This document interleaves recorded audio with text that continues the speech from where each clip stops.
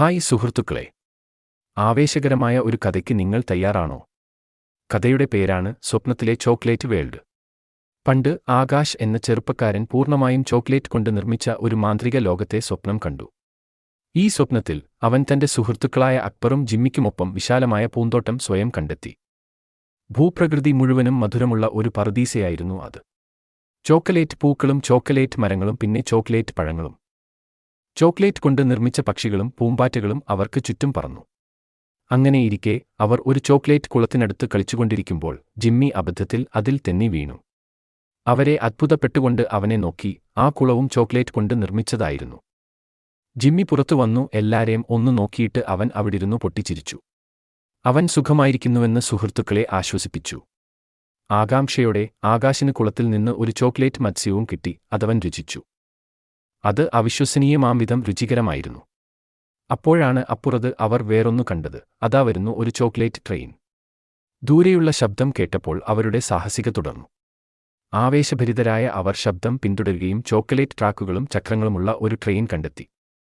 അകത്ത് ഇരിപ്പിടങ്ങളും ജനലുകളും എല്ലാം ചോക്ലേറ്റ് കൊണ്ട് നിർമ്മിച്ചതാണ്. അവർ അതിൽ കയറി കളിച്ചു. എന്നാൽ പിന്നീട് മഴ പെയ്യാൻ തുടങ്ങി. സാധാരണ മഴയല്ല, ഓർക്കുക, ചോക്ലേറ്റ് മഴ.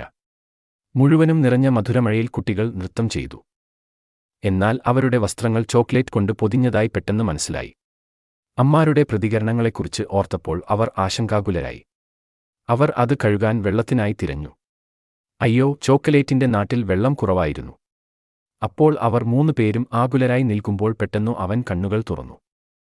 അപ്പോഴാണ് പെട്ടെന്നു അവൻ കണ്ണുകൾ തുറക്കുന്നത്. അതെല്ലാം സ്വപ്നമായിരുന്നെന്ന് മനസ്സിലാക്കി ആകാശ് ഉണർന്നു. എന്നാൽ തലയിണയുടെ അടിയിൽ എത്തിയപ്പോൾ ഒരു ചെറിയ ചോക്ലേറ്റ് കണ്ടെത്തി. ശരിക്കും അതൊരു സ്വപ്നം മാത്രമായിരുന്നോ? അവൻ അവിടിരുന്നു അതും കഴിച്ചോണ്ട് ആലോചിച്ചു. എങ്ങനുണ്ട് ഈ കഥ കൂട്ടുകാരെ? ഈ വിചിത്രമായ കഥ നിങ്ങൾ ആസ്വദിച്ചുവെന്ന് ഞാൻ പ്രതീക്ഷിക്കുന്നു. ചോക്ലേറ്റ് സ്വപ്നങ്ങളുടെ ലോകത്ത് പോലും മിതത്വം പ്രധാനമാണ് എന്നതാണ് നമ്മുടെ മധുരകഥയുടെ ധാർമ്മികത. സന്തോഷകരമായ ട്രീറ്റുകളിൽ മുഴുകുന്നത് രസകരമായിരിക്കുമെങ്കിലും ജീവിതത്തിന്റെ മറ്റു വശങ്ങളുമായി അവയെ സന്തുലിതമാക്കേണ്ടത് അത്യാവശ്യമാണ്. അതിനാൽ നിങ്ങളുടെ ചോക്ലേറ്റ് ആസ്വദിക്കൂ.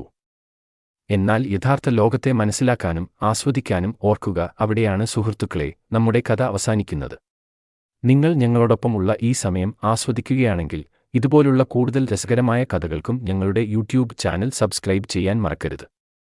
നിങ്ങൾക്ക് കഥ ഇഷ്ടപ്പെട്ടെങ്കിൽ ഈ വീഡിയോ ലൈക്ക് ചെയ്ത് ഒരു വലിയ തംബ്സ് നൽകുക. ഇത് നിങ്ങളുടെ എല്ലാ സുഹൃത്തുക്കളുമായും പങ്കിടുക. ഒപ്പം കഥകൾ കേൾക്കുന്നതിന്റെ സന്തോഷം നമുക്ക് പ്രചരിപ്പിക്കാം. ഓർക്കുക, ഓരോ ലൈക്കും ഷെയറും സബ്സ്ക്രൈബ് ചെയ്യലും കൂടുതൽ സ്റ്റോറികൾ ജീവസുറ്റതാക്കാൻ ഞങ്ങളെ സഹായിക്കുന്നു. സ്വപ്നം കാണുക, പുഞ്ചിരിക്കുക. നമുക്ക് അടുത്ത കഥയിലേക്ക് പോകാം. കഥകളുടെ മാന്ത്രികത ആസ്വദിക്കൂ.